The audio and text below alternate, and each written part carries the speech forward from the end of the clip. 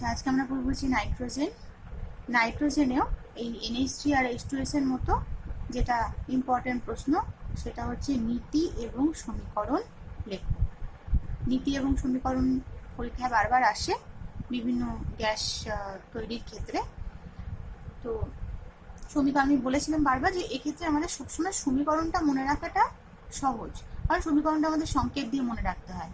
তারপর আমরা সমীকরণটা যদি মনে থেকে যায় তাহলে সেটাকে বাংলা করে আমরা নীতি লিখতে পারবো। এখানে সমীকরণটা কি? এখানে সমীকরণটা হচ্ছে সোডিয়াম নাইট্রাইট NO2 জন্য এটা নাইট্রাইট, এর সাথে যদি আমি অ্যামোনিয়াম ক্লোরাইড এর বিক্রিয়া ঘটাই তাহলে বিক্রিয়া তৈরি হয় হচ্ছে NaCl প্লাস NH4NO2। এই NH4NO2 যেটা সেটা আবার ভেঙে যায়, ভেঙে গিয়ে তৈরি হয় সোডিয়াম আর জল। ঠিক আছে, এবারে এইখানে বিক্রিয়াটা কিভাবে হয় সেটা একবার দেখা যাক। একটা গোলতাল ফ্লাস্ক, গোলতাল ফ্লাস্কের কথা এর আগেও এসছে। গোলতাল ফ্লাস্কটাকে একটা বুনসেন বার্নারের ওপর রাখা তার জালির ওপর বসানো হলো। বুনসেন বার্নার দিয়ে কি করা হয়? উত্তপ্ত করা হয়, তাই তো। এবারে এর মধ্যে ওই মিশ্রণটা কি বলে NH4NO2 আর NH4Cl এর মধ্যে বিক্রিয়া ঘটবে, মানে ঘটাবে। এর মধ্যে একটা দীর্ঘনল ফানেল রাখা হয় সোডিয়াম নাইট্রাইটটার জন্য। আচ্ছা, আরেকটা এখানে নল থাকে, যে নল থেকে যে যা উৎপন্ন হচ্ছে, এখানে কারা কারা উৎপন্ন হচ্ছে? ফাইনালি নাইট্রোজেন এবং জল, তাই তো। এবার যেহেতু এটা উত্তপ্ত করা হচ্ছে সেই জন্য জলটা জলীয় বাষ্পের আকারে থাকবে নাইট্রোজেনের সাথে, এবং সেটা এই নলের মধ্য দিয়ে পাস করে বেরিয়ে যাবে। আচ্ছা, এইবারে এইখানে একটা ইম্পর্টেন্ট জিনিস বলিনি যে গোলতাল ফ্লাস্কটাকে আমরা কিসের সাহায্যে যেন আটকাই? ক্ল্যাম্পের সাহায্যে আটকাই। এই ক্ল্যাম্পটা একটা স্ট্যান্ডের সাথে যুক্ত থাকে। ঠিক আছে, এবারে এই জিনিসটা গিয়ে একটা জলপূর্ণ পাত্রের উপর রাখা একটা উল্টোনো জলপূর্ণ গ্যাস জার, জলপূর্ণ গ্যাস জারের মধ্যে এটাকে অ্যাটাচ করা হয়। ঠিক আছে, কি করা হয়? জলের এর আগের যে দুটো আমরা পড়েছি NH3 এবং H2S, তার মধ্যে H2Sটা আমরা জানি বাতাসের থেকে ভারী ছিল বলে আমরা H2Sকে বাতাসের ঊর্ধ্ব অপসারণ দ্বারা সংগ্রহ করেছিলাম, আর NH3 বাতাসের থেকে হালকা ছিল বলে তাকে আমরা বাতাসের নিম্ন অপসারণ দ্বারা সংগ্রহ করেছিলাম। এইখানে আমরা এই N2 আর এটাকে আমরা জলের নিম্ন অপসারণ দ্বারা সংগ্রহ করব। তার কারণ কি? এই N2 আর NH2H2 এর মধ্যে এই 2H2টা কি হবে? জলীয় বাষ্প যখন এখানে গিয়ে পড়বে সে জলের মধ্যে মিশে যাবে, আর আমরা শুধু প্লেন নাইট্রোজেনকে এই জলের ওপরে বুদবুদ আকারে উঠে এসে এখানে জমা হতে দেখব। তার মানে এখানে আমি নাইট্রোজেনকে পাবো। এবার এখানে একটা সমস্যা কি, যদি মানে এখানে সমস্ত গ্যাসকে কিন্তু আমরা এই জলের নিম্ন অপসারণ দ্বারা সংগ্রহ করতে পারি না। কেন পারি না? তার কারণ হচ্ছে অনেক গ্যাস আছে, বেশিরভাগ গ্যাসই কিন্তু জলে দ্রাব্য, যেমন অক্সিজেন জলে দ্রাব্য। তাহলে কোনো গ্যাসকে আমি যেটাকে সংগ্রহ করতে চাইছি সেটা যদি জলের মধ্য দিয়ে বুদবুদ আকারে উঠবে তখনই, যখন সেটা জলে দ্রাব্য নয়। যদি জলে দ্রাব্য হয় তাহলে সে জলের মধ্যে মিশিয়ে যাবে। ঠিক আছে, তাহলে জলের মধ্যে বুদবুদ আকারে গিয়ে উঠে এখানে গিয়ে জমা হতে পারবে সেই সমস্ত গ্যাসই সেই গ্যাসই যে গ্যাস কিন্তু জলে দ্রাব্য নয়, যেটা হচ্ছে নাইট্রোজেন। এটা নাইট্রোজেনের একটা ইম্পর্টেন্ট ভৌত ধর্মের মধ্যেও পড়ে, যে নাইট্রোজেন হচ্ছে জলে খুব সামান্য দ্রাব্য, খুব সামান্য দ্রাব্য, যেটাকে জলে অদ্রাব্যও বলা চলে, যার জন্য জলে নিম্ন অপসারণ দ্বারা কিন্তু আমরা একে সংগ্রহ করতে পারি। ঠিক আছে, তাহলে এখান থেকে এই প্রশ্ন আসতে পারে, প্রথমত নীতি সমীকরণ আসতে পারে, আরেকটা হচ্ছে সংগ্রহ কি প্রসেসে করা হয় সেইটা একটা আলাদা প্রশ্ন আসে। ঠিক আছে, এবং সংগ্রহের সাথে ছোট্ট করে এই প্রশ্নটাও দিয়ে দিতে পারে, যেটা আমি বললাম যে কেন জলে নিম্ন অপসারণ দ্বারা নাইট্রোজেনকে সংগ্রহ করা যায়, বা কেন অন্য গ্যাসকে জলে নিম্ন অপসারণ দ্বারা সংগ্রহ করা যায় না চট করে, কিন্তু নাইট্রোজেনকে করা যায়। ঠিক আছে, তার উত্তরটা হচ্ছে এইটা, যে নাইট্রোজেন জলে খুব সামান্য দ্রাব্য, যেটা কিনা নাইট্রোজেনের একটা ভৌত ধর্মের মধ্যেও পড়ে। এবার নাইট্রোজেনের যেমন পরীক্ষাগার প্রস্তুতির নীতি সমীকরণ সংগ্রহ এছাড়া নাইট্রোজেনের ইম্পর্টেন্ট প্রশ্নের মধ্যে নাইট্রোজেনের ভৌত ধর্ম থাকতে পারে। ঠিক আছে, নাইট্রোজেনের ভৌত ধর্মের মধ্যে ভৌত ধর্মের মধ্যে আমরা একটা তো বলতে পারি যে নাইট্রোজেন হচ্ছে বর্ণহীন, গন্ধহীন। ঠিক আছে, কোনো কালার নেই, যেটা NH3 ক্ষেত্রে, কিন্তু NH3 ক্ষেত্রেও ছিল না, H2S এর ক্ষেত্রেও ছিল না। ওদের সবে NH3 ছিল ঝাঁঝালো গন্ধ, আর H2S এর ছিল পচা ডিমের মতো গন্ধ। কিন্তু নাইট্রোজেনের না কোনো কালার আছে, না কোনো গন্ধ আছে। এটা একটা ভৌত ধর্ম। আরেকটা হচ্ছে জলে খুব সামান্য দ্রাব্য, জলে খুব কম দ্রাব্য। তাহলে হয়ে গেল দুটো ভৌত ধর্ম মনে রাখা, যদি ভৌত ধর্ম আসে পরীক্ষায়। এছাড়া এইবারে আসছি নাইট্রোজেনের রাসায়নিক ধর্মতে। রাসায়নিক ধর্ম মানে হচ্ছে রাসায়নিক ধর্মের মধ্যে একটা জিনিস ইম্পর্টেন্ট, যেটা আমরা অ্যাকচুয়ালি আয়নীয় এবং সমযোজী যৌগের যে চ্যাপ্টারটা সেখানে পড়েছিলাম, যেখানে আমরা সমযোজী ত্রিবন্ধন পড়েছিলাম। সমযোজী ত্রিবন্ধন, সমযোজী বন্ধনটা কি ছিল মনে আছে? সমযোজী ছিল যে এরকম ভাবে, মানে লাস্ট কক্ষের ইলেকট্রনগুলো এমন থাকবে যে এই নাইট্রোজেনটা দুটো পরমাণু যখন একসাথে সমযোজী ত্রিবন্ধনে যুক্ত থাকবে বা সমযোজী বন্ধনে যুক্ত থাকবে, তখন ওরা ইলেকট্রন শেয়ার করবে। মানে এ নিজের ইলেকট্রন ওর সাথে শেয়ার করবে, ও নিজের ইলেকট্রন ওর সাথে শেয়ার করবে। ঠিক আছে, এরকম করে দেখা যায় যে নাইট্রোজেনের যেহেতু 5খানা ইলেকট্রন থাকে শেষ কক্ষপথে, মানে নাইট্রোজেনের তো অ্যাকচুয়ালি দুটোই কক্ষপথ, প্রথম কক্ষপথে দুটো, পরের কক্ষপথে 5টা। তাই কিন্তু ওকে 5টা কক্ষপথ রাখলে তো সে স্টেবল হবে না, 8টা ইলেকট্রন রাখতে হবে তাকে শেষ কক্ষপথে। তার জন্য ওরা কি করে? শেয়ার করে। শেয়ারের ফলে কি হচ্ছে? শেয়ারের ফলে এই নাইট্রোজেনেরও 1 2 3 4 5 6 7 8টা ইলেকট্রন হয়ে যাচ্ছে শেষ কক্ষপথে, এই নাইট্রোজেনেরও তাই। তাহলে এটা একটা নাইট্রোজেনের ইম্পর্টেন্ট, মানে রাসায়নিক ধর্ম ঠিক বলা চলে না, রাসায়নিক বন্ধনের মধ্যে বলা চলে।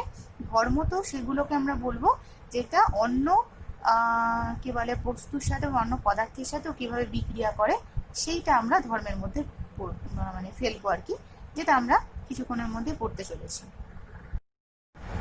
আচ্ছা, এর আগে যেটা সমযোজী বন্ধন বললাম সেটা অ্যাকচুয়ালি নাইট্রোজেনের রাসায়নিক বৈশিষ্ট্যর মধ্যে পড়তে পারে। রাসায়নিক ধর্ম বলতে হচ্ছে অন্যান্য পদার্থের সাথে কীরকমভাবে বিক্রিয়া করে। যেমন সাপোজ ম্যাগনেসিয়ামের সাথে কীভাবে বিক্রিয়া করে। ম্যাগনেসিয়ামের সাথে বিক্রিয়াটা বোঝাতে গেলে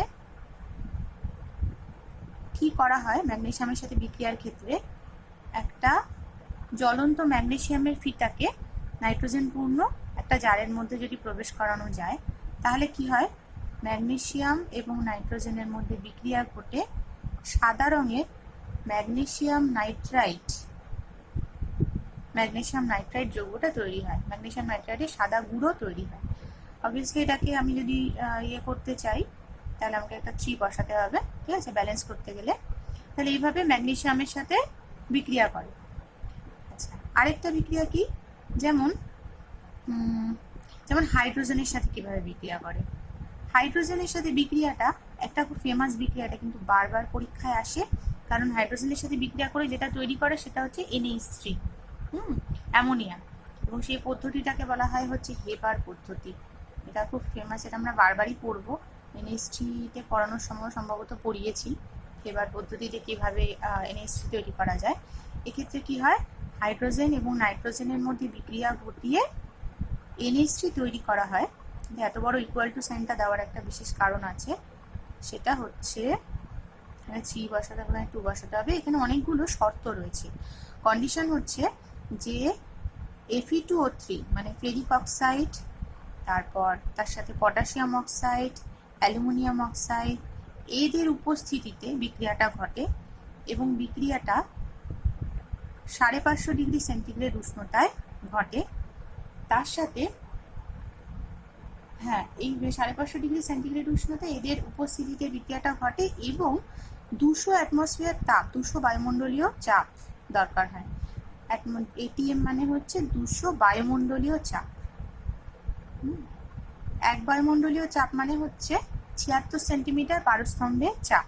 তাহলে 200 বায়ুমণ্ডলীয় চাপ মানে হচ্ছে 200 × 76, ঠিক আছে? করলে আমরা যত সেন্টিমিটার পারস্তম্ভে চাপ হয়, তার মানে অনেক বেশি চাপ আর কি। 200 বায়ুমণ্ডলীয় চাপে এই বিক্রিয়াটা ঘটে হেবার পদ্ধতিতে। এটা কিন্তু খুব ইম্পর্টেন্ট বিক্রিয়া, বারবার পরীক্ষায় আসে। এবং পরীক্ষা এভাবেই আসে। পরীক্ষায় ঠিক হাইড্রোজেনের সাথে কিভাবে বিক্রিয়া হয় নাইট্রোজেন এভাবে আসে না, পরীক্ষায় হেবার পদ্ধতিতে কিভাবে নাইট্রোজেন অ্যামোনিয়া প্রস্তুত করা যায় সেইভাবে কোশ্চেনটা আসে, ঠিক আছে? 3 নম্বর হচ্ছে কিভাবে তৈরি করা, কিভাবে ক্যালসিয়াম কার্বাইডের সাথে বিক্রিয়া করে। ক্যালসিয়াম কার্বাইডের সাথে কিভাবে বিক্রিয়া করে? ক্যালসিয়াম কার্বাইডের সাথে বিক্রিয়ার সময় কি হয়, 1100 ডিগ্রি সেন্টিগ্রেড উষ্ণতায় এই বিক্রিয়াটা ঘটে। বিক্রিয়াটা ক্যালসিয়াম কার্বাইডের উপর দিয়ে যদি নাইট্রোজেন গ্যাস চালনা করা যায়, তাহলে CaNCN এবং কার্বন এটা তৈরি হয়। এই যে জিনিসটা, এই যে মানে কম্বিনেশনটা তৈরি হলো CaNCN এবং হচ্ছে কার্বন, মানে এই ক্যালসিয়াম সায়ানামাইড এবং কার্বনের এই যে কম্বিনেশনটা, এই কম্বিনেশনটাকে বলা হয় নাইট্রোলিন, ঠিক আছে? এই নাইট্রোলিমের একটা বিশেষ বিশেষ ব্যবহার হচ্ছে, এটাকে রাসায়নিক সার হিসেবে ব্যবহার করা হয়। তাহলে এই বিক্রিয়াটা খুব ইম্পর্টেন্ট হচ্ছে। কেন, কিরকম ভাবে আসে? প্রথম প্রশ্ন আসে নাইট্রোলিম কি।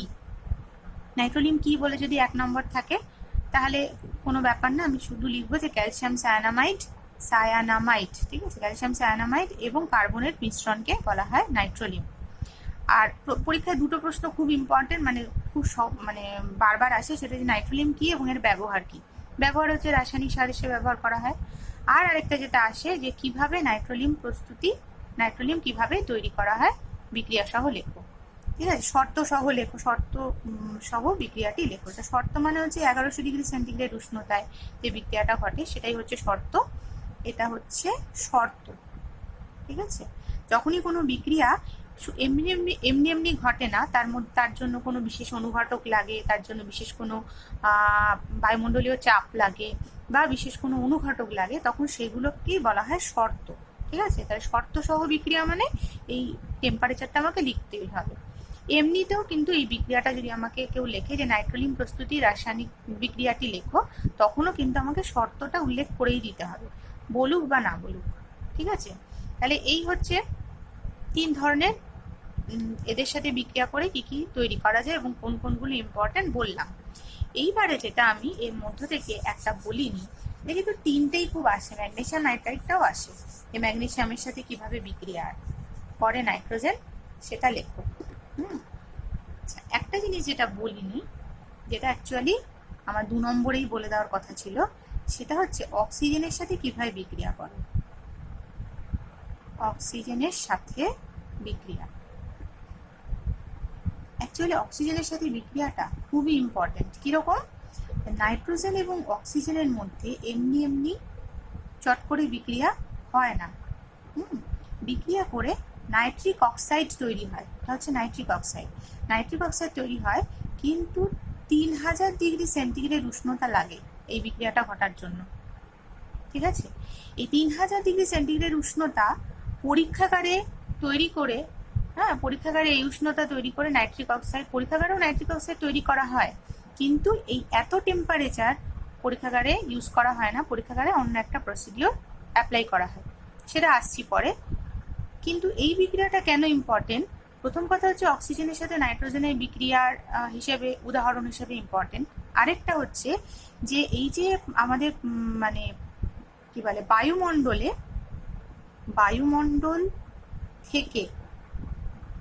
বায়ুমণ্ডলে নাইট্রোজেনের আবদ্ধীকরণ বলা যেতে পারে, বা বায়ুমণ্ডল থেকে ভূপৃষ্ঠে আবদ্ধীকরণ সেটাও বলা যেতে পারে। নাইট্রোজেনের আবদ্ধীকরণ তার মানে কি, বায়ুমণ্ডলে যে নাইট্রোজেন এমনি গ্যাস হিসেবে ঘুরে বেড়াচ্ছিল, সেখান থেকে কিভাবে আস্তে আস্তে ভূপৃষ্ঠে, মানে বায়ুমণ্ডলের ভেতরে নাইট্রোজেনটা অন্য যৌগের মধ্যে ঢুকে আসছে, এবং তারপর কিভাবে বা কিভাবেই বা সেটা ভূপৃষ্ঠে বিভিন্ন নাইট্রেট যৌগ হিসেবে থাকছে, কিভাবে থাকছে, এইটা একটা খুব প্রশ্ন আসে যে কিভাবে ভূপৃষ্ঠে মানে ভূপৃষ্ঠে এবং বায়ুমণ্ডলে নাইট্রোজেনের আবদ্ধীকরণ ঘটছে, মানে নাইট্রোজেন এই যে ফ্রি নাইট্রোজেন হিসেবে ছিল সেখান থেকেও কিভাবে একটা যৌগের মধ্যে আবদ্ধ হচ্ছে এবং ভূপৃষ্ঠেই বা কিভাবে নাইট্রেট লবণ হিসেবে থাকছে। এটার প্রথম কথা হচ্ছে যে এই টেম্পারেচারটা অ্যাকচুয়ালি বিদ্যুৎ স্ফুলিঙ্গের মাধ্যমে সৃষ্টি হয়। যে বজ্রপাত হয় সেই বজ্রপাতের সময় কি হয়, বাতাসে নাইট্রোজেন অক্সিজেন মিলে নাইট্রিক অক্সাইড তৈরি হয়।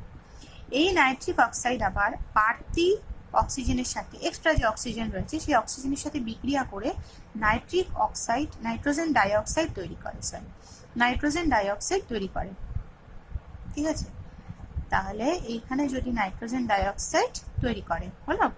এবার এই নাইট্রোজেন ডাইঅক্সাইড আবার কি হয়, এই নাইট্রোজেন ডাইঅক্সাইড আবার জলের সাথে বিক্রিয়া করে, বাতাসের মধ্যে তো জলীয় বাষ্প থাকে, এই জলের সাথে বিক্রিয়া করে ও কিন্তু তৈরি করে ফেলছে দুটো অ্যাসিড। একটা হচ্ছে HNO3, যেটাকে আমরা বলি নাইট্রিক অ্যাসিড,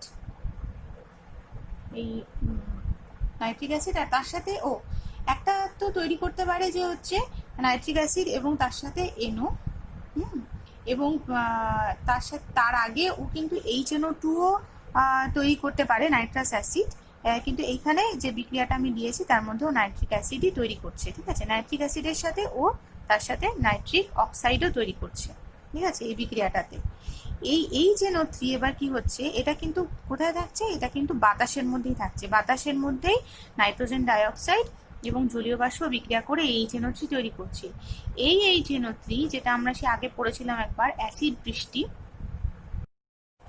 আচ্ছা, তা অ্যাসিড বৃষ্টির সময় কি হয়, এই যে নাইট্রোজেন ডাইঅক্সাইডের সাথে জলের কণা মিশে গিয়ে মানে বাতাসের মধ্যে, বায়ুমণ্ডলের মধ্যে HNO3 তৈরি হয়, সেই HNO3 কি হয়, বৃষ্টির সময় বৃষ্টির জলের সাথে সাথে এই HNO3 দ্রবীভূত হয়ে পড়ে, যেটাকে আমরা অ্যাসিড বৃষ্টি বলে থাকি। আমরা জানি যে শুধু এই অ্যাসিড বৃষ্টির সময় শুধু এই HNO3 নয়, H2SO4ও তার মধ্যে থাকে এবং দ্রবীভূত অবস্থায় থাকে এবং পরে, যেটা আর কি মাটির ক্ষতি করে। হ্যাঁ, আচ্ছা, এবার মাটির ক্ষতিটা কিরকম করে সেটাও একটা প্রসিডিওর আছে। এই যে HNO3টা মানে বৃষ্টির জলের সাথে যে HNO3টা মাটির মধ্যে পড়ে, সেটা মাটিতে পড়ে মাটির ক্ষার জাতীয় পদার্থের সাথে মিশে ও কিন্তু কি তৈরি করে, নাইট্রেট লবণ তৈরি করে। ঠিক আছে, যে নাইট্রেট লবণ মাটির ক্ষতি করে ইন দ্য সেন্স হচ্ছে যে বেশি পরিমাণে যদি মাটির মধ্যে নাইট্রেট লবণ হয়ে যায় তাহলে মাটির মানে অম্লত্ব বেড়ে যায় এবং সেক্ষেত্রে অনেক চাষবাসের ক্ষেত্রে অসুবিধা হয়। ঠিক আছে, আচ্ছা, তাহলে এইটা আমরা বোঝা গেল, এটা আমরা নাইট্রোজেন কিভাবে মাটির মধ্যে, কিভাবে বায়ুমণ্ডলে নাইট্রোজেনের আবদ্ধীকরণ হচ্ছে এবং তারপরে কিভাবে ভূপৃষ্ঠে এসে সেটা নাইট্রেট লবণ হিসেবে আবদ্ধ হচ্ছে, সেটার পুরো প্রসেসটা আমরা জানলাম। এবং এই পুরো প্রসেসের ক্ষেত্রে ইনিশিয়ালি যেটা আমাদের সব থেকে মানে সারপ্রাইজিং ছিল সেটা কি, যে বজ্রবিদ্যুতের সময় 3000 ডিগ্রি সেন্টিগ্রেড উষ্ণতায় নাইট্রোজেন আর অক্সিজেনের বিক্রিয়া ঘটে নাইট্রিক অক্সাইডটা তৈরি হয়েছিল, যেটা 3000 ডিগ্রি সেন্টিগ্রেড উষ্ণতায়। ঠিক আছে, উষ্ণতাটা বারবার ইম্পর্টেন্ট কেন বলছি, তার কারণ হচ্ছে যে HNO3 তো আমরা এমনিতেও তৈরি করে থাকি, কারণ বাজারে আমরা HNO3 পাই। তাহলে সেই HNO3 যখন আমরা তৈরি করি, যেটাকে শিল্প প্রস্তুতি বলে, তাহলে সেই HNO3 তৈরি করতে গেলেও প্রাইমারিলি আমাদের এই বিক্রিয়াটা ঘটাতে হবে, নাইট্রোজেন আর অক্সিজেনের বিক্রিয়া ঘটিয়ে নাইট্রিক অক্সাইড তৈরি করতে হবে, কারণ এটা না পেলে আমি NO2 পাবো না, আর NO2 না পেলে আমি HNO3 পাবো না, তাই তো? ব্যাপারটা তো সেরকমই মনে হচ্ছে, কিন্তু পরীক্ষাগারে এরকম 3000 ডিগ্রি সেন্টিগ্রেড উষ্ণতা, এত বেশি উষ্ণতা প্রয়োগ করে একটা বিক্রিয়া করা খুব একটা ইচ্ছা ছিল না বৈজ্ঞানিকদের। তাহলে ওনারা কি করলেন, একটা অল্টারনেটিভ চিন্তা করলেন। সেই অল্টারনেটিভ চিন্তা দেখা গেল যে যদি অ্যামোনিয়া এবং অক্সিজেনের মিশ্রণকে 750 থেকে 900 ডিগ্রি সেন্টিগ্রেড উষ্ণতার প্লাটিনাম রোডিয়াম তারজালির ওপর দিয়ে খুব দ্রুত চালনা করা যায়, তাহলে নাইট্রিক অক্সাইড তৈরি হয়। সাপোজ নাইট্রিক অক্সাইডের সাথে H2O তৈরি হয় আর তার সাথে কিছু পরিমাণ তাপও তৈরি হয় 90.3, এই সাপোজ 90 কিলো জুল টাইপের, ঠিক আছে। আচ্ছা, এখানে কি এই বিক্রিয়াটা করে দেখা গেল যে নাইট্রিক অক্সাইড তৈরি করা যাচ্ছে, তাহলে এই স্টেপটা কিন্তু পরীক্ষাগারে যখন শিল্প প্রস্তুতির ক্ষেত্রে এই স্টেপটা হচ্ছে আলাদা। এই স্টেপটা আলাদা কেন করা হলো? কারণ দেখো টেম্পারেচার অনেক কম টেম্পারেচারে কিন্তু বিক্রিয়াটা হয়ে যাচ্ছে এবং নাইট্রিক অক্সাইড উৎপন্ন হয়ে যাচ্ছে। এখানে কি করা হয়, খুবই কম সময়, প্রায় মিলি সেকেন্ড অর্ডারের সময়ে কি হয়, এই অ্যামোনিয়া এবং অক্সিজেনের মিশ্রণটাকে প্ল্যাটিনাম রোডিয়াম তারজালির ওপর দিয়ে চালনা করা হয়। তারজালির উপর দিয়ে কেন চালনা করা হয়? কারণ তারজালি মানে তার ক্ষেত্রফলটা, তারজালি মানে এরকম আর কি, তারের জালি আর কি। তাহলে এরকম তারজালির উপর দিয়ে যখন পাস করানো হয় তখন অনেকটা এরিয়া জুড়ে কি হয়, কন্ট্যাক্টে আসে NH3 এবং অক্সিজেনের মানে মিশ্রণটাকে চালনা করা হচ্ছে, কিন্তু সে প্লাটিনাম আর উত্তপ্ত প্লাটিনাম আর রোডিয়ামের তারজালির ওপরে তারজালির সাথে কন্ট্যাক্টে আসছে, কিন্তু খুব কম সময়ের জন্য। অনেকটা প্লাটিনাম রোডিয়ামের কন্ট্যাক্টে আসছে কিন্তু কম সময়ের জন্য, ঠিক আছে। এই শর্তগুলো মানা হলে কি হয়, নাইট্রিক অক্সাইড তৈরি হয়। এবার এই নাইট্রিক অক্সাইড কি হচ্ছে, তারপরে স্টেপগুলো সেম, নাইট্রিক অক্সাইডের সাথে আবার অক্সিজেনের বিক্রিয়া ঘটিয়ে নাইট্রোজেন ডাইঅক্সাইড তৈরি করা হয় এবং নাইট্রোজেন ডাইঅক্সাইডের সাথে জলের বিক্রিয়া ঘটিয়ে HNO3 তৈরি করা হয়, ঠিক আছে। তাহলে নাইট্রিক অক্সাইডে কিন্তু দুটোই আসে, একটা হচ্ছে প্রশ্ন আসে যে নাইট্রোজেন কিভাবে বায়ুমণ্ডলে তার আবদ্ধীকরণ ঘটে, কিভাবে তার মানে ভূপৃষ্ঠে তার আবদ্ধীকরণ ঘটে, সেটা একটা প্রশ্ন আসে। সেটা হলে আমাদের তখন এই বিক্রিয়াটা থেকে শুরু করতে হবে, এইভাবে নাইট্রিক অক্সাইড তখন তৈরি হবে।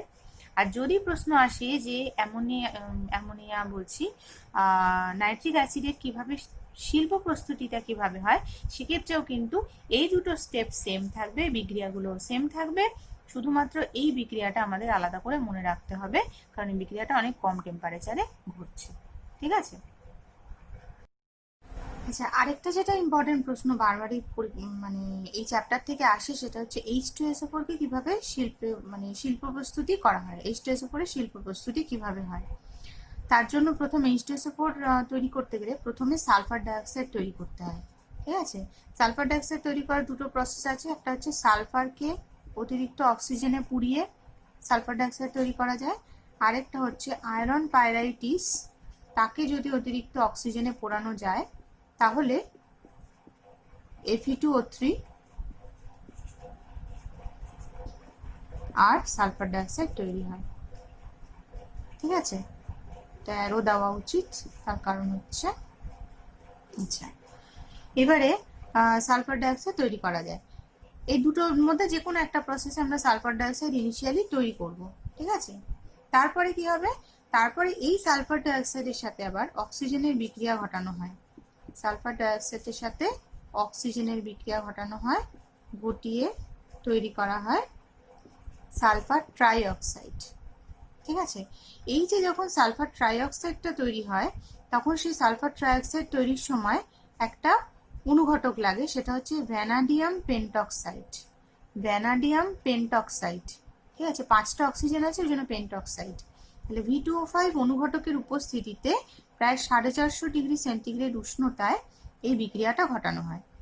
যখন এই প্রশ্নটা আসে সালফার ডাইঅক্সাইডের H2SO4 এর শিল্প প্রস্তুতি, তখন কিন্তু একবারে মোটামুটি 3 নম্বরের প্রশ্ন আসে, এবং 3 নম্বরের প্রশ্ন আসার সময় তখন কি করা হয়, তখন আমাদের এই বিক্রিয়াগুলোকে জাস্ট পয়েন্ট ওয়াইজ আমাদের বিক্রিয়াগুলোকে লিখতে হবে স্টেপ বাই স্টেপ, যে ফার্স্ট স্টেপে আমাদের সালফার ডাইঅক্সাইড তৈরি হলো, নেক্সট স্টেপে এটা তৈরি হলো, এবং সেটাকে আমরা যদি ডিটেলসে লেখার যদি আমাদের সময় নাও থাকে, আমরা যদি এইভাবে লিখে দিই যে এখানে ভ্যানাডিয়াম পেন্টক্সাইড উপরে মানে শর্তগুলো আমাদের মেনশন করতে হবে, এখানে যেমন অতিরিক্ত অক্সিজেনটা আমাদের মেনশন করতে হবে, এখানে তেমনি ভ্যানাডিয়াম পেন্টক্সাইড এবং 450 ডিগ্রি সেন্টিগ্রেড উষ্ণতা এটাকে মেনশন করতে হবে।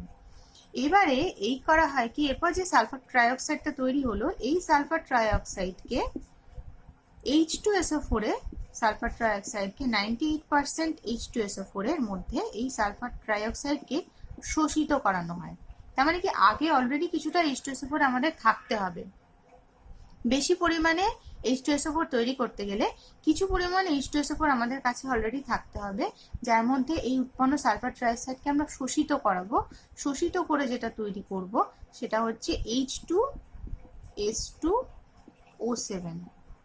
ঠিক আছে, H2S2O7 কে বলা হয় হচ্ছে ওলিয়াম। এই 3 নম্বর পয়েন্টটা এক্সেপশনালি ইম্পর্টেন্ট, তার কারণ হচ্ছে যে এই ওলিয়াম নিয়ে আবার শর্ট কোশ্চেন আসে খুব। ঠিক আছে, যে ওলিয়াম কি, ওলিয়ামের সংকেত লেখো। ওলিয়াম কি বললে কি বলবো, যে H2SO4 98% H2SO4 এ সালফার ট্রাইঅক্সাইড শোষিত হয়ে যে তৈরি হয়, যা তৈরি হয় তাকে আমরা বলি হচ্ছে ওলিয়াম। ওলিয়ামের সংকেত আসে, সেটা 1 নম্বরের কোশ্চেনে আসে, তখন শুধু যা সংকেতটা লিখলেই হবে। ঠিক আছে, তাহলে 3 নম্বর পয়েন্টটা এক্সেপশনালি ইম্পর্টেন্ট, শুধু এই শর্ট কোশ্চেনটা মনে রাখার ক্ষেত্রেও ইম্পর্টেন্ট। এইবার 4 নম্বর স্টেপে কি করা হয়, 4 নম্বর স্টেপে এই H2O7 এর সাথে জলের বিক্রিয়া ঘটানো হয়। একে জলের সাথে বিক্রিয়া ঘটিয়ে কি করা হয়, H2SO4 তৈরি করা হয়। H2SO4 তৈরি করা হয়। ঠিক আছে, তাহলে এইখানে আমাদের কটা স্টেপ রইলো, 4টে স্টেপ রইলো। পরীক্ষায় যদি আসে তাহলে পরীক্ষায় আমাদের 4টে স্টেপ লিখতে হবে, এবং 4টে স্টেপে কি কি বললাম ইম্পর্টেন্ট। 4টে স্টেপে এই যে শর্তগুলো, এই শর্তগুলো মেনশন করা, এটার পার্সেন্টেজ মেনশন করা, আর ইনিশিয়াল ফার্স্ট যে তাতে অতিরিক্ত অক্সিজেনটা মেনশন করাটা ইম্পর্টেন্ট। ঠিক আছে, এই করে লিখলে পরে 3 নম্বর বা 4 নম্বর যাই থাকুন, 4 নম্বর সাধারণত থাকে না, 3 নম্বরই থাকে, খুব সহজেই পেয়ে যাওয়া যায়। ঠিক আছে, শুধু বিক্রিয়াগুলো মনে রাখলেই হবে। এছাড়া এই সালফুরিক অ্যাসিডের শিল্পোৎপাদনে আর যা যা রয়েছে এমন কিছু ইম্পর্টেন্ট নয়, সেটা যেমন কিভাবে তৈরি করা হয় তার একটা ছবিও রয়েছে, একদম ডিটেলে রয়েছে, অত ডিটেল মনে রাখার দরকার নেই। আরেকটা যেটা ইম্পর্টেন্ট প্রশ্ন এখানে আসে সেটা হচ্ছে বি নম্বর দিয়ে লিখছি, সেটা হচ্ছে যে প্রশ্ন আসে যে SO3 এর সাথে আমি যদি H2O কে মেশাই, সালফার ট্রাইঅক্সাইডকে, যেটা আমি এখানে করিনি, এখানে আমি SO3 এর সাথে কি করেছি, H2SO4 শোষিত করেছি, করে ওলিয়াম তৈরি করেছি, আবার ওলিয়ামের সাথে জল মিশিয়ে H2SO4 তৈরি করেছি। সেটা কেন করছি, কেন H2O এর সাথে ডাইরেক্টলি সালফার ট্রাইঅক্সাইড মিশিয়ে আমরা H2SO4 তৈরি করি না, কেন এটা হয় না, সেই প্রশ্নটা বারবার আসে। ঠিক আছে, এটার উত্তরটা হচ্ছে যখন আমরা H2O এবং SO3 কে এভাবে মেশাই তখন এতে প্রচুর পরিমাণে তাপ উৎপন্ন হয়। এই উৎপন্ন তাপের ফলে কি হয়, উৎপন্ন তাপে বেশিরভাগ সালফার ট্রাইঅক্সাইড যেটা, সেই সালফার ট্রাইঅক্সাইড মানে যে মুহূর্তে বিক্রিয়াটা শুরু হয় তখন প্রচুর তাপ উৎপন্ন হয়, এবং অবশিষ্ট যে সালফার ট্রাইঅক্সাইড, সেই সালফার ট্রাইঅক্সাইড কি হয়ে যায়, বাষ্পে পরিণত হয়ে যায়।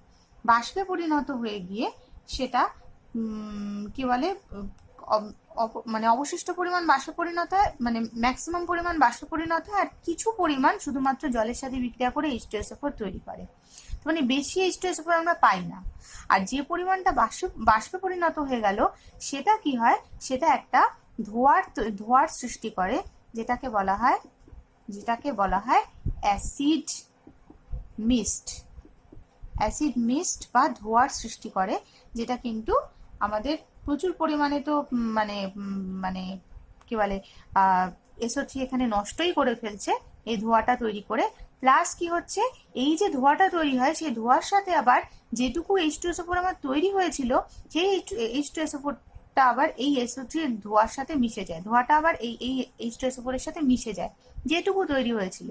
সেই মিশে যাওয়া SO3 আর H2SO4 থেকে H2SO4টাকে আলাদা করা খুব টাফ ব্যাপার। সেই জন্য এই প্রসেসে কিন্তু এই প্রসেসে কিন্তু SO3 এর সাথে H2O মিশিয়ে H2SO4 তৈরি করা হয় না। মানে শিল্প প্রস্তুতিতে আমরা সবসময় চাইবো কি প্রচুর পরিমাণে H2SO4 তৈরি করতে, অনেক বেশি পরিমাণে, সেইখানে কিন্তু এটা একেবারেই ফ্রুটফুল নয়। মানে এখানে SO3 খুব সামান্য পরিমাণে SO3 H2O এর সাথে মিশিয়ে H2SO4 তৈরি হয়, বাকি ম্যাক্সিমাম SO3টা বাষ্পে পরিণত হয়ে যায়, সেই বাষ্পটা আবার যেটুকু H2SO4 তৈরি হয়েছিল তার সাথে মিশে যায়, সেই মিশে যাওয়া অ্যাসিড এবং SO3 এর বাষ্প থেকে H2SO4 কে আলাদা করা খুব মুশকিল হয়ে যায়।